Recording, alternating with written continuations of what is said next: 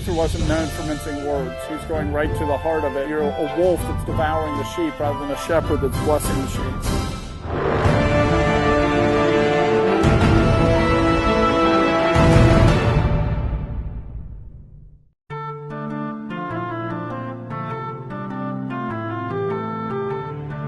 The Pope is trying to build St. Peter's in Rome. St. Peter's is a huge basilica. It's supposed to be built over St. Peter's bones, so it had to be the most elaborate cathedral around.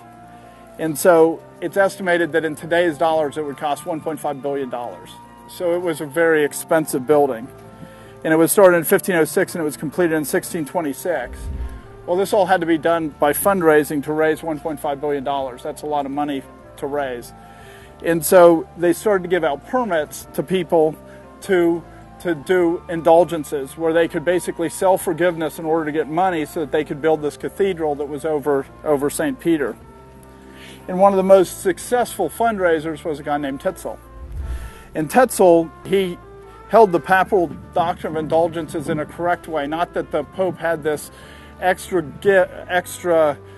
grace that he could give, but that if you were actually doing things for the church that you should be doing good work. So he wasn't saying that he didn't actually in his writings ever say that you'd get sprung from purgatory for 2 million years or whatever the lady said if you gave, but still that doesn't raise money very well. So he started to misportray and he started to say that the works, the Pope's works of supererogation, that since the Pope did more than he had to do to be right with God, he could dispense those works to other people so you could buy those works.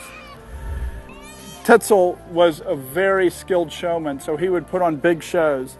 But remember, you also have like Frederick the Wise here. Frederick the Wise doesn't really want Tetzel to come in because when Tetzel comes in and he convinces everybody to give him their money, what happens to the area? The area becomes poor. Frederick the Wise is trying to make this area well known for its wealth. And so he ends up banning Tetzel from coming here. Remember that the elector has 2,000 relics. The way that they would get tourism here is they'd have the 2,000 relics, so All Saints' Day would be the day that you could come and worship any of these 2,000 relics because it was all the saints. He didn't like specialize in a saint like St. Vitus or St. Peter's. He was for any saint. And so, there is a day in the Roman Catholic calendar, which is All Saints' Day, which is November 1st. So on the eve of that, what we call Halloween, All Hallows' Eve, or All Saints' Day, right, the eve before All Saints' Day. So on October 31st, 1517, he nails the theses, and he chooses that day because that's the big day. That's when everybody is in town. So the 95 theses weren't to say, I've decided these things. They were to say, these are things that need to be debated. These are things that are being said that we really need to think through because at this point he had become disenchanted with the Pope. So think about it. Here's Luther. Here's the guy who's known as the monk's monk. Here's the intellectual, the guy who's the Greek professor. And all of a sudden he says none of his works could possibly make you right with God. This is a very shocking thing because he is like the example of how works could make you righteous, and he comes out and denounces all of works-based righteousness. So let me read some of the theses that were written. One of them was the shocking idea that the whole life of a believer should be one of repentance. This is a normal doctrine now. That was not the doctrine of the Roman Catholic Church at the time.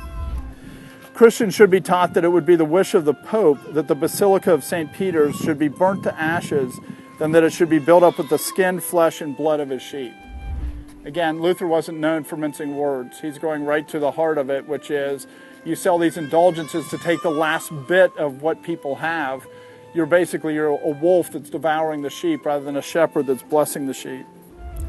The Pope cannot remit any condemnation, but can only declare and confirm the remission that God himself has given, except only in cases that belong to him. If he does otherwise, the condemnation continues the same.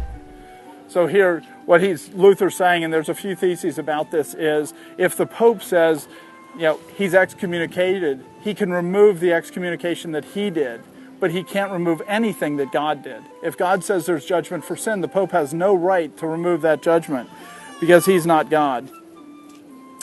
And he also wrote, the true and precious treasure of the church is the holy gospel of the glory and grace of God.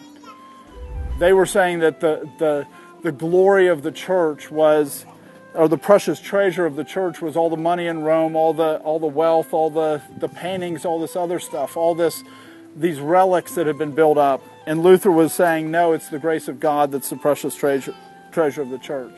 So after he nails it on the wall, remember, and this was a challenge for people to come and debate. He has nobody that's willing to come and debate him. Thanks for watching. If you enjoyed this video, please subscribe and share it with your friends. You can also visit www.discerninghistory.com for more videos and other resources.